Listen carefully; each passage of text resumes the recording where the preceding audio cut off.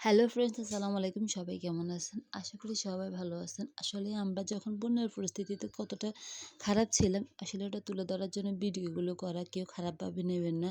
তখন দিতে পারি না, আসলে আমাদের অবস্থাটা ততটা ভালো ছিল না। এজন্য ভিডিওটা দিতে লেট হইছে আমার। আর এই দেখেন, এই যে যখন বৃষ্টি হচ্ছিল তখন আসলে আমরা ভিডিও করছি, অনেক দেখছি বা আমাদের কাছে যখন বৃষ্টি হচ্ছিল তখন ভালোই লাগতেছিল। আসলে ট্রেনের ঘরে বৃষ্টির মজাটাই আলাদা। কিন্তু এই মজার মধ্যে যে আমাদের এত বড় ক্ষয়ক্ষতি হবে বা আমরা এত বড় ক্ষতিগ্রস্ত হবো কখনোই ভাবিনি। যেহেতু আমরা নোয়াখালীতে ছিলাম আর নোয়াখালীতে বন্যার অবস্থা খুবই খারাপ ছিল। যখন নতুন, নতুন পানি হচ্ছিল বা বৃষ্টি হচ্ছিল, বৃষ্টি হওয়ার পর পানি চারিদিকে আস্তে, আস্তে পানি হচ্ছিল, তখন সবাই ভাবতে পারে নাই যে পানিগুলো এতটা বেড়ে গিয়ে মানুষের এতটা অবস্থা খারাপ হবে। যত দিন যাচ্ছে আপনার যতদিন কি ১-২ দিন এরকম যত যাচ্ছে ততই পানি বাড়তেছে, ততই পানি বাড়তেছে। চারিদিকে পানি আর পানি থই, থই করতেছে।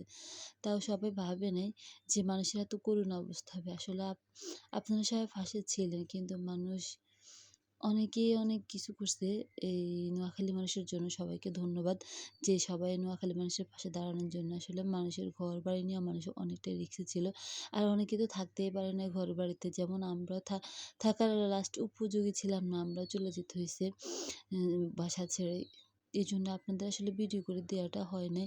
এই যে দেখেন না, আমার ছোট মেয়েটা আসলে আপনারা জানি না এটা কিভাবে নেবেন। আসলে দেখেন মেয়েটাও কতটা কষ্ট করছিল আসলে। আর আমি, আমার মেয়ে, আমরা সবাই মিলা অনেক কষ্ট করছি। আর ছোট বাচ্চাদের জন্য তো এটা আরো বেশি কষ্টের। বড়রা তো কষ্ট করছে, কিন্তু ছোট বাচ্চারা তার থেকেও বেশি কষ্ট করছে। আর আমি এই যে আয়রাকে নিয়ে ও আর ওই বাড়িরে আসলে আমার মেয়েটাকে একটু হেল্প করে নিয়ে যাইতেছে।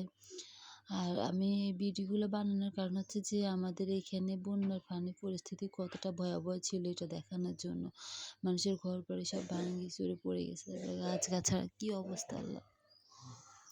ওইখানে আপনার যে কারেন্টও ছিল না, এজন্য দিতে পারি নাই। তারপরে যাক আলহামদুলিল্লাহ, আল্লাহ যা করে সব ভালোর জন্যই করে। লাস্টে আপনার হইছে এখন কিছু, কিছু কমে যেতেছে পানি। আর বাচ্চারা ওই পানি নিয়ে দুষ্টামি করতেছে। আসলে বাচ্চা তো ওদের কিছু করার নাই। আর এই বাচ্চারা দুষ্টামির কারণে এই দেখেন না ওরা কি করতেছে। আলহামদুলিল্লাহ, যাক আমাদের এখানে পানি কমতেছে। সবাই আমাদের জন্য দোয়া করবেন। আর আশা করি আমরা অল্প